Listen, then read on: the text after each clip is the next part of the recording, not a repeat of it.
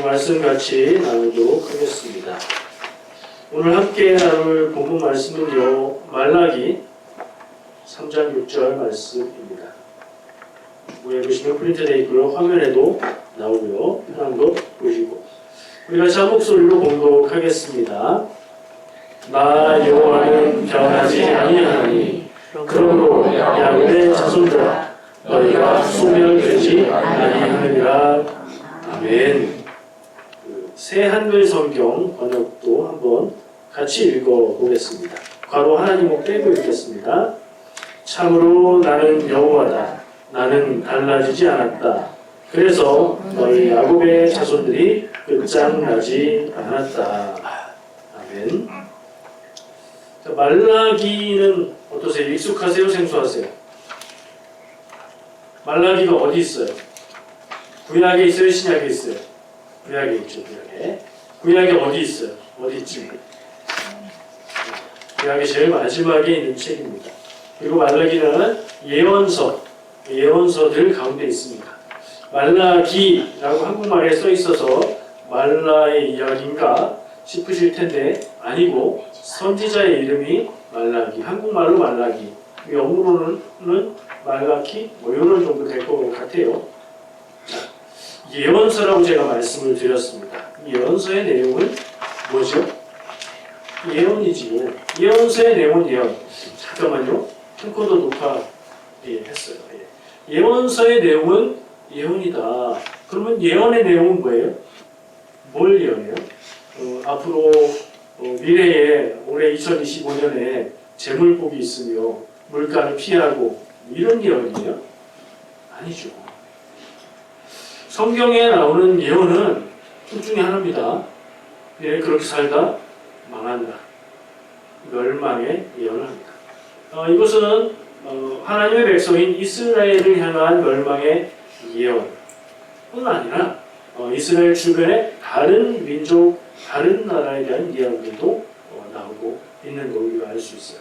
자, 예언의 종류 첫 번째 멸망의 예언이다. 근데 가만히 생각해 보면 제가 멸망의 예언의 내용을 뭐라고 했어요? 그렇게 살다가 망한다. 그렇게 안 살면, 돌이키고 회개하면 안 망한다. 이런 얘기가 되는 거죠. 그 예언은 멸망과 심판의 예언은 그렇게 양면이 있는 거예요. 그러면 이스라엘과 유다는 나라가 어떻게 됐어요? 끝에 멸망했죠. 그 예언의 말씀을 듣고도 돌이켰나요? 안 돌이켰나요? 안 돌이켜서 멸망까지 갔구나. 이런 생각을 할 수 있는 거죠. 그리고 그 심판과 멸망의 예언 말고 또 한 가지 예언은 회복의 예언이 있습니다. 진짜로 멸망했어요. 나라가 진짜 멸망했어요. 그러면 하나님이 백성들의 아픔을 알아보시고 그들을 위로하시면서 내가 너희를 회복시키리라. 이런 예언의 말씀을 주시는 거예요. 우리는 여기에서 희망을 발견할 수 있죠. 오늘 본문 말씀은 이렇게 말합니다. 나 여호와는 변치 않는다. 그래서 야곱의 자손들아 너희가 소멸되지 않는다. 이스라엘과 유다는 나라는 멸망했고요. 역사에서 사라졌었지만 그렇죠? 근데 회복됐지. 그들의 민족을 유지하고 그들이 기록하고 가지고 있었던 성경 말씀도 전해지고요. 오늘 말씀은 그런 얘기구나 라는 생각을 가지고 나눠보도록 하겠습니다. 오늘 말씀을 나눌 주제는 이 질문입니다. 하나님은 어떤 분이실까? 한번 스스로 질문해 보실까요? 하나님은 어떤 분이시지? 내가 만나고 내가 경험한 하나님은 어떤 분이고 성경이 전하고 있는 하나님은 어떤 분이고 우리가 교회에서 많이 나누고 이야기하는 하나님은 어떤 분인가? 떠오르는 대로 한번 떠올려 보세요. 하나님은 이런 분이다. 맞는 것 같으면 한번 얘기해 보세요. 하나님은 어떤 분이세요? 빨리 하시면 대부분 맞는 답을 말하게 되잖아요. 근데 다 얘기하고 나면 남는 거 별로 없어서. 근데 돌아오면서 다 얘기하는 게 아니니까 자유롭게 생각을 하는 대로 하나님은 어떤 분? 하나님은 무엇을 하신 분? 하나님은 나에게 어떤 분? 예, 권사님. 네, 권사님의 마음 가운데 있는 하나님 어떤 분인지 있었는데 제가 못 들었습니다. 여러분 어떤 하나님을 경험하고 어떤 하나님을 믿고 있습니까? 하나님은 어떤 분이었으면 좋겠습니까? 나의 도움이 되시는 하나님 너무 좋죠. 내가 힘들고 어려울 때 도우시고 인도하시고 나의 문제를 해결하시는 하나님, 그런 하나님을 바라는 건 확실할 텐데 그런 하나님을 경험하셨습니까? 이거 중요한 문제죠. 경험했다면 내가 힘있게 간증할 수 있어요. 나의 하나님은 나의 어려움을 그냥 두지 않으시고 돕고 인도하시는 분이다. 내가 이런 일이 있었다. 간증할 수 있죠. 자, 하나님, 그러면 하늘과 땅, 천지라고 하죠. 하늘과 땅을 만드신 분, 다르게 말하면 창조주죠. 성경이 고백하고 우리가 믿는 하나님은 온 세상을 창조하신 창조주세요. 이게 하나님의 가장 중요한 부분 중에 하나겠죠. 성경에 하나님은 무엇이다 라고 명확하게 얘기하는 말씀이 있어요. 하나님은 무엇이다. 생각을 하실 수도 있는데 우리가 되게 좋아하는 거, 우리가 부부간에 매일매일 서로 말하고 눈만 쳐다보면 생각나는 그 말. 네, 설마 하시지만 그 말이 맞아요. 하나님은 사랑이시다. 하나님은 사랑하신다. 누구를? 나를. 자, 그런 하나님을 생각하실 수 있어요. 또 성경 말씀을 기억하다 보면 하나님은 스스로 계신 분이다. 출애굽기 말씀에 모세가 어떤 하나님, 어떤 분이라고 가서 얘기할까요? 그러니까 나는 스스로 있는 자니 이런 말씀을 하시죠. 아, 스스로 있는 분, 영원하신 분, 하나님의 속성이니까 그래, 하나님은 영원하신 분이지. 우리가 상상할 수 없고 우리가 다 알 수 없는 그런 분, 이런 생각을 할 수 있을 거예요. 근데 이렇게 정리하고 짚어봐도 이 정도 또 뭐 따지고 조사해보면 더 조금 더 나오겠지만 그런 얘기들을 쭉 생각해 본다고 아, 하나님은 어떤 분이야 확실히 알겠어. 이런 느낌 오시나요? 어쩌면 우리는 하나님을 늘 말하고 하나님의 뜻을 얘기하지만 하나님을 잘 모르는 것 같다는 생각도 들어요. 그죠? 잘 알아야 될 텐데. 근데 또 한편으로는요, 우리가 잘 아는 어떤 사람을 생각할 때 그 사람은 어떤 사람이냐라고 말하면 아, 그 사람 좋아. 그 다음에 할 말이 별로 없지 않나요? 내가 좋아하니까 그 사람은 좋은데 뭐가 좋은지, 그 사람은 무엇을 좋아하고, 그 사람은 뭘 잘하고 이런 거 막 생각해보면 잘 모르는 것 같은 부분도 있어요. 우리가 잘 아는 건 뭐예요? 내가 겪고 경험하고 그랬던 부분을 알아요. 하나님에 대해서도 마찬가지예요. 하나님은 이런 분이다라고 규정하고 말로 싹 정리해서 누구나 알기 쉽게 얘기하는 건 어려운 일이에요. 우리가 무식해서가 아니라 원래 그래요. 그렇잖아요. 우리가 하나님을 다 알 수 있나요? 그럴 수 없고요. 그래서도 안 돼요. 그걸 하려고 성경에 많은 사람들이 하나님이나 천사를 만났을 때 이름을 알려주세요. 막 그러잖아요. 근데 하나님께서 답을 주신 것은 모세의 경우밖에 없어요. 우리가 하나님을 다 알면 하나님을 통해서 내 삶에 필요한 모든 것을 다 얻는다. 이런 생각하고 연결되는 거예요. 그래서 하나님의 모든 것을 우리는 알 수도 없고 알 필요도 없는데 우리가 알아야 하는 것은 내가 만나고 내가 경험한 하나님. 그 부분에 있어서는 우리가 얘기할 수 있어요. 나는 그런 하나님을 만난 것도 만난다는 말이 뭔지도 모르겠고 잘 모르겠다. 앞으로 만나셔야 합니다. 출애굽기 3장 14절 말씀에 아까 제가 하나님이 스스로 있는 자다라고 답을 주신 부분이 있는데요. 읽어보면 이렇습니다. 하나님이 모세에게 이르시되 나는 스스로 있는 자이니라. 또 이르시되 너는 이스라엘 자손에게 이같이 이르기를 스스로 있는 자가 나를 너희에게 보내셨다 하라. 아멘. 한 절 말씀 안에 같은 표현이 같은 단어가 두 번 나오면 강조. 성경을 읽는 원리의 제일 쉬운 방법인데 하나님은 스스로 있는 자다라는 표현이 반복되고 있죠. 이게 중요하구나 생각할 수 있는데요. 제가 전에 이거를 좀 길게 나눴던 적이 있어요. 요 의미만 생각하지 말고 좀 더 넓은 의미를 생각할 필요가 있다 얘기하면서 이 스스로 있는 자라는 표현이 영어 성경으로 보면 I am who I am. 이거는 그냥 우리가 이해하는 대로 번역하면 나는 나다 이렇게 되잖아요. 근데 조금 더 깊이 생각해 보면 나는 지금 내가 있는 나 상태의 나다. 내가 행하는 것을 통해서 나를 알 수 있다. 조금 전에 얘기했던 하나님을 경험하는 부분을 우리가 알 수 있다는 얘기를 해보면 그렇고요. 조금 더 복잡하지만 결론만 기억하시면 되는데 과정을 말씀드리면 히브리어의 문법상 이건 미완료라는 시제로 되어 있대요. 미완료는 끝나지 않는 거예요. 끝나지 않는다는 얘기는 지금 현재만 말하는 게 아니라 과거에도 그랬고 지금도 그랬고 앞으로도 영원히 그렇다는 표현을 할 때 쓰는 말. 그래서 하나님의 속성인 한국말로 번역해온 스스로 있는 자라는 말을 그런 생각을 해보면서 의미를 생각해보면 과거에도 어떤 일을 행하셨는데 그 일을 통해서 하나님을 알 수 있고 지금도 하나님이 하시는 일을 우리가 깨달아 알면 어떤 분이신지 알 수 있고 그리고 앞으로 미래에 하나님이 하실 일들을 바라보면서 경험하면서 알 수 있는 그런 분 하나님은 겪고 경험하고 만나야 알 수 있는 분이라는 생각을 하게 돼요. 자, 오늘 얘기할 주제로 이제 들어가 볼게요. 하나님은 어떤 분이신가를 생각할 때 흔히 어떤 때 흔히냐면 제 경험에 의하면 교회에서 연세 좀 있으신 장로님이 기도하실 때 이런 표현을 즐겨 쓰십니다. 하나님을 기도 가운데 영원 불변하신 하나님이라는 표현을 써요. 풀어보면 하나님은 영원하신 분이고 하나님은 변하지 않는 분. 그리고 이 표현에 힘을 많이 주셔서 하나님이 높으시고 크시고 위대하시고 뭐 이런 부분을 마음으로 간절히 거기에 담아서 기도를 할 때 그런 표현을 많이 쓰십니다.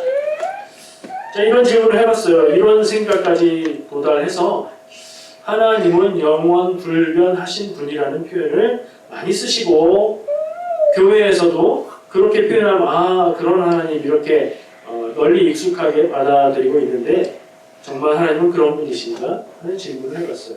이거 물어보는 거예요. 스스로 묻고 질문해 보는 거예요. 그건 의심이 아니고 확신하기 위해서 다시 한번 확인하는 거예요. 하나님은 영원하신 분이다. 이거는 복잡하게 생각할 거 없이 저는 그냥 받아들여졌어요. 하나님은 예전에도 하나님이시고 태초에 천지를 창조하셨으니까 우리가 헤아릴 수 없는 그때부터 하나님이셨고 앞으로 영원토록 하나님이시고 사람들의 삶 가운데 역사하시고 역사 가운데 역사하시는 그런 하나님이시다 하는 생각을 해보면 영원에 대해서는 별로 토론할 필요가 없다. 그럼 불변하시는 하나님, 변하지 않는 하나님, 이게 그런가? 좀 삐딱하게 정말 성경이 말하고 있는 하나님이 그런가? 제가 찾아보니까 오늘은 특이하게 요즘에 계속 성경에 없다 이런 얘기했는데 불변하시는 하나님, 변하지 않으시는 하나님에 대한 말씀은 성경에 있을까요? 없을까요? 있어요. 오늘 읽었잖아요. 본문 말씀에 읽었잖아요. 뭐라고 돼 있었어요? 나 여호와는 변하지 아니하나니. 물론 이 말은 하나님의 직접 음성으로 얘기한 건 아닙니다. 예언자 말라기가 하나님의 말씀을 대신 전하면서 사람이 지금 나 여호와는 이라고 말하지만 하나님의 말씀을 대신 전하는 거예요. 근데 하나님이 스스로 변하지 않는다라고 말씀하셨어요. 성경에 있는 표현입니다. 하나님은 변하지 않는다. 하나님의 말씀으로 되어 있고요. 말라기의 말씀이 있는데 무슨 의미일까? 까지도 질문해 봤어요. 하나님은 변하지 않아서 근데 얘기하려는 결론은 하나님은 변하지 않는다. 그게 다가 아니고 그래서 야곱의 자손들 이스라엘 백성 하나님의 백성은 소멸하지 않는다. 역사상 멸망하기는 했지만 영원히 없어지지는 않는다. 하나님은 변하지 않는 분이라서 그 얘기를 하기 위해서 이 얘기를 하는 거야. 그럼 하나님의 뭐가 변하지 않는다는 얘기일까? 이런 질문을 해봐요. 하나님의 무엇이 변하지 않아서 하나님의 백성들이 소멸하지 않는다는 얘기일까? 하나님의 신실하심, 변함없는 사랑, 언약에 대한 지속적인 헌신 별로 와닿지 않아요. 저는 그래서 단순하게 생각해 보니 하나님이 자기 백성을 사랑하시는 마음이 변하지 않는다는 얘기로 다가왔어요. 하나님이 자기 백성을 사랑하시는 마음이 변하지 않는다. 그 백성들이 변하고 그 백성들이 온전하지 않고 그 백성들이 죄를 지어도 그 백성들을 사랑하시는 하나님의 마음은 변하지 않는다. 그래서 하나님의 백성들은 소멸되지 않는다. 저는 그렇게 이해했어요. 그러니까 이 말라기 3장 6절에 하나님이 변하지 않으신다는 것은 뭐 하나님의 외모가 변하지 않는다, 하나님의 생각이 변하지 않는다, 하나님의 계획이 변하지 않는다가 아니라 하나님의 백성들을 사랑하는 하나님의 그 사랑의 마음, 그것은 변치 않는다. 그것을 바꿀 수 있는 것은 아무것도 없다. 그게 누구를 향하고 있다? 나에게는 똑같이 향하고 있다. 왜요? 내가 이 야곱의 자손은 아니지만 영적으로 야곱의 자손이고 하나님의 백성이기 때문에 좋은 내용이네요. 우리가 기뻐할 수 있는 내용을 발견하게 됐어요. 한 군데 또 볼게요. 사무엘상 15장 29절 읽어드릴게요. 이스라엘의 지존자는 거짓이나 변개함이 없으시니 그는 사람이 아니심으로 변개하지 않으십니다 하니라. 두 번 나왔어요. 변개하지 않는다. 변하지 않는다는 얘기예요. 근데 이거는 누가 말한 것일까요? 사무엘상인데 사무엘이 한 말이에요. 사무엘이 누구한테 했을까요? 사울에게 한 말이에요. 사울한테 이 말을 왜 했을까요? 사울이 사무엘의 마음에 들지 않고 하나님의 뜻을 따르지 않았을 때 사무엘이 전합니다. 하나님이 너를 버리셨고 왕의 자리에 두지 않으실 것이다 라고 얘기하잖아요. 그 뜻으로 이 말을 했다 하면 이 말은 무슨 뜻이냐? 하나님이 사울왕 당신을 버리기로 한 그 뜻이 변하지 않습니다. 당신은 영원히 버림받은 겁니다. 이렇게 얘기하는 거예요. 하나님의 마음을 전한다기보다 이 표현은 제가 읽어보고 묵상하다 보니 사무엘의 사심이 많이 들어간 거 아닌가. 이건 좀 하나님의 이름을 가지고 하나님이 이렇게 전해라 하지 않으셨는데 하나님이 당신을 버리기로 하셨고 그 뜻은 변치 않습니다 라고 단정적으로 말하는 거죠. 무슨 얘기냐? 당신이 아무리 회개하고 아무리 기도하고 아무리 자세를 바꾼다 할지라도 하나님은 당신을 버렸습니다. 당신은 끝입니다. 근데 우리가 알기로 하나님은 회개하는 자를 받으십니까? 버리십니까? 용서받지 못할 죄는 성령을 회방하는 죄 외에는 없지요? 그런 면에서 좀 사무엘이 사울에게 서운하고 마음에 들지 않는다는 표현을 강하게 한 거구나. 그래서 이 말씀은 우리가 좀 가려 읽어야 되겠구나 하는 생각을 가집니다. 물론 이렇게 여러분들 단정하지 마세요. 제가 전한다고 해서 이거는 중요한 얘기 아니에요. 이렇게 하실 건 없어요. 지금 제가 보기에 지금 제가 바라보는 관점에서는 그렇다는 거예요. 아닐 수 있습니다. 제가 전하는 얘기지만 정말 하나님의 말씀이 아니라면 해석에 대해서는 너무 단정적으로 받아들이지 마세요. 그러나 지금 보기에는 여러분 사무엘의 사심이다. 이거 빼놓자. 그런 생각을 했습니다. 한 군데 더 있어요. 야고보서 1장 17절. 이제 말씀이 신약으로 가지요. 읽어드릴게요. 온갖 좋은 은사와 온전한 선물이 다 위로부터 빛들의 아버지께로부터 내려오나니 그는 변함도 없으시고 회전하는 그림자도 없으시니라. 아멘. 신약 시대에 오니까 얘기가 조금 분위기가 달라져요.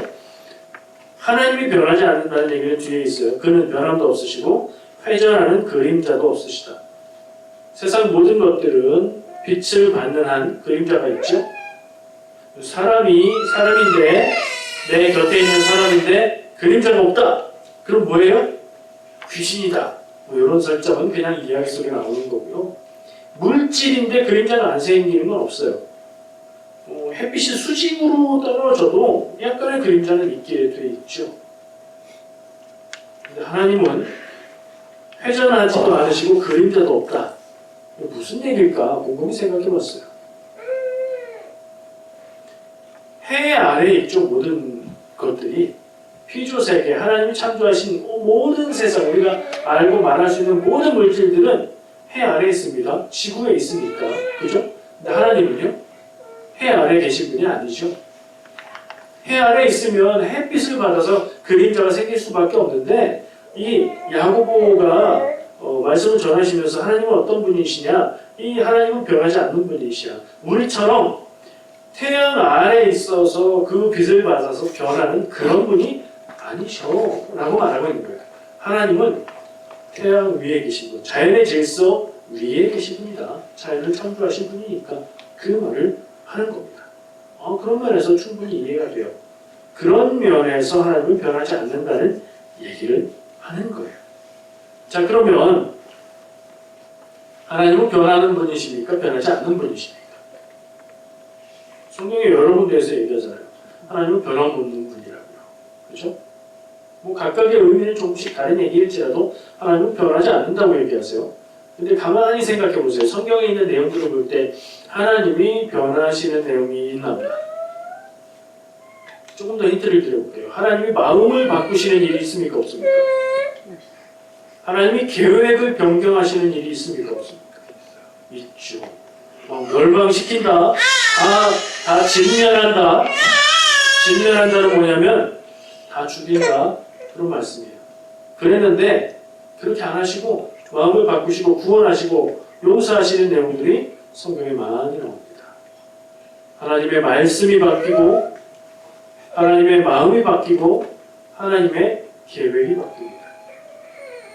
그 부분을 찾아볼까요? 읽지는 읽어야 되겠다. 읽을 부분이 있습니다. 제가 쭉 소개만 할게요. 하나님이 후회하신다는 표현도 거기에 들어갈 수 있을 것 같아요.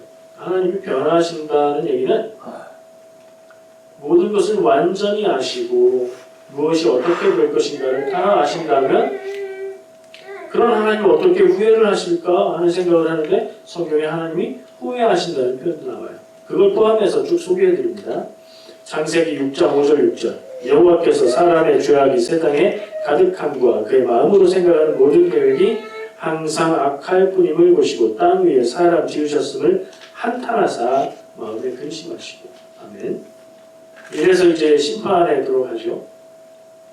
근데 하나님이 사람들이 그렇게 될 줄 모르고 창조하셨을까 하는 질문을 하게 만드는 것이고 계획과 다르게 하나님이 심판을 하시나 이런 의미도 가질 수 있어요.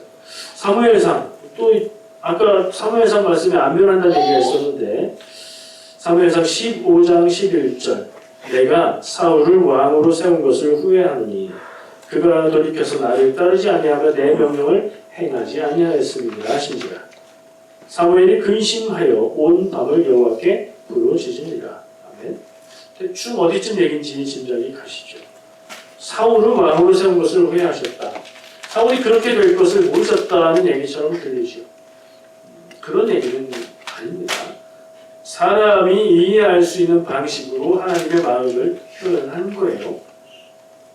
또 사무엘상 15장 35절 사무엘이 죽는 날까지 사울을 다시 가서 보지 아니하였으니 이는 그가 사울을 위하여 슬퍼함이었고 여호와께서는 사울을 이스라엘 왕으로 삼으신 것을 후회하셨더라. 같은 내용이죠. 이 얘기를 듣고 생각하다 보면 하나님이 변하시는구나. 하나님이 다 아는 건 아닌가 본데 하는 질문도 생기게 됩니다. 출애굽기 32장 14절 거기에 보면 읽지는 않을 건데 내용을 말씀드릴게요. 출애굽기잖아요. 32장이잖아요. 하나님의 백성이 모세가 없으니까 금송아지를 만들어 달라. 그러니까 우리를 인도할 신을 만들어 달라 해서 아론이 금송아지를 만들고 그것을 가지고 여호와의 축일이다 하면서 축제를 벌이죠. 하나님 모세를 내려보내시면서 그들을 심판하시겠다. 그들을 진멸하시겠다. 여기서 나온 말인데요. 그 하나님 앞에 온전치 못한 그 백성들을 다 죽이고 다 없애고 내가 모세야 너를 통해서 새 백성을 만들겠다고 말씀하세요. 아니 그럼 하나님은 그 백성들이 온전하게 가나안 땅까지 잘 들어가고 하나님의 말씀에 순종할 줄 알고 그렇게 하셨는데 무엇인 건가? 이런 의문을 갖게 된다는 거죠. 요나서 3장에도 요나의 이야기에도 니느웨를 심판하려고 하셨는데 그들이 회개하자 심판하지 않으시죠. 열왕기하 20장에 보면 유명한 얘기인데 요 왕 이름 한번 맞춰보실까요? 이 왕이 죽을 거라는 예언을 듣습니다. 선지자에게. 근데 이 왕이 하나님 앞에 기도합니다. 그랬더니 죽지 않고 물론 나중에 죽죠. 그 수명이 15년이 연장된 왕이 있습니다. 이름이 뭐예요? 히로 시작하는 왕인데 히스기야 왕의 이야기. 하나님의 선지자가 말씀을 전한 건 하나님의 말씀인데 하나님이 교회를 바꾸시는 내용을 볼 수 있어요. 하나님은 변함이 없는 분인가 변하는 분인가?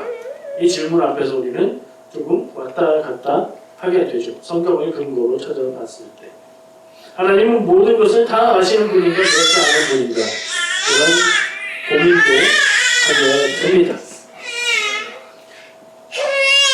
성경을 읽을 때 팁을 하나 드릴게요. 성경을 읽을 때 그 내용이 이렇게 뭔가 하고 안 맞고 충돌하는 것 같으면 그것을 단순한 말의 내용만 가지고 이건 둘 중에 하나는 틀렸지 이렇게 생각할 게 아니라 여기에서 그렇게 말하는 내용의 진짜 의미는 뭘까? 이쪽에서 이렇게 말하는 내용의 의미는 뭘까? 그 의미까지 묵상을 해보고 비교해보면 이게 부딪히는 이야기가 아닐 때가 많습니다. 오늘 말씀도 좀 그렇게 받아들여야 될 것 같아요. 그래서 이렇게 정리하면 아주 쉽습니다. 제가 마치 성경 말씀에 서로 부딪히는 오류가 있는 것처럼 그렇게 질문을 했었는데 그 고민 끝에 깔끔하게 정리해보면 하나님의 어떤 부분은 변하지 않으시고 하나님의 어떤 부분은 변한다. 이렇게 하면 깔끔하죠.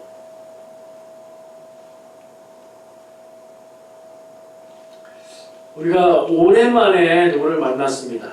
누구를 만났을 때 보고 몇 년 만에 만났을 때 이거 그대로네요. 하나도 안 변하셨어요. 이런 말을 많이 합니다. 자, 그 말은 진실입니까? 그대로인 거예요? 그 사람이? 하나도 안 변했어요? 그건 이상한 일이잖아요. 근데 그 말을 하는 마음과 표현은 진심이죠. 내가 생각하고 걱정했고 상상했던 것보다 건강을 잘 유지하고 계시고 젊음을 유지하고 계시고 너무 보기 좋으세요. 그 말의 핵심은 뭐예요? 만나서 너무 반가워요. 그런 얘기죠. 그 말은 진심이죠. 그 마음은. 근데 어리석은 사람은 저 사람이 나를 오랜만에 봤는데 하나도 안 변했대. 그대로래. 20년 전 그대로래. 내 나이에서 20년을 깎아서 나는 이 정도의 외모야 라고 생각하겠죠. 그렇게 생각하면 좀 유치한 거죠. 우리가 그 정도는 분별할 수준이 된다고요. 성경 말씀을 읽을 때도 그 정도는 분별할 수 있을 겁니다. 외모가 늙지 않고 젊다. 이건 사실은 좋은 말을 해주는 건데 똑같은 말을 합니다. 오랜만에 만나서 하나도 안 변하셨네요. 그대로세요. 라고 말을 하는데 말하지 않는 마음속으로 성격도 그대로시고 수준도 그대로시네요. 이렇게 생각한다고 해봐요. 그럼 이거는 칭찬이에요? 뭐예요? 이건 좀 칭찬은 아니죠. 영원 불변하신 하나님. 제가 처음에 이제 질문으로 꺼낸 이야기인데 영원 불변하신 하나님이라고 말할 때는 어떤 의도예요? 하나님은 우리와 같지 않으시고 우리처럼 한계 안에 있거나 어려움 앞에서 쩔쩔매는 분이 아니시고 하나님은 높으시고 위대하시고 모든 것을 아시고 이런 마음을 거기에 담는 말이잖아요. 그 마음은 어때요? 그 마음은 좋은 마음이에요. 하나님을 높이고 하나님을 경배하고 그 진심을 담고 있는 표현이니까 우리는 그 말을 들을 때 하나님이 영원하시냐 안 하시냐, 하나님이 변하시냐 안 변하시냐, 오늘 배운 말씀에 하나님은 변하신다는 얘기만 생각나서 하나님은 변하시는데 그런 생각하고 저분 성경을 잘 모르시네 이렇게 생각하는 거 적절하지 않은 거죠. 하나님은 영원 불변하신 분, 그렇게 기도하고 그렇게 표현할 때 저분은 하나님을 지금 높이고 찬양하고 있구나 이렇게 들어야 되죠.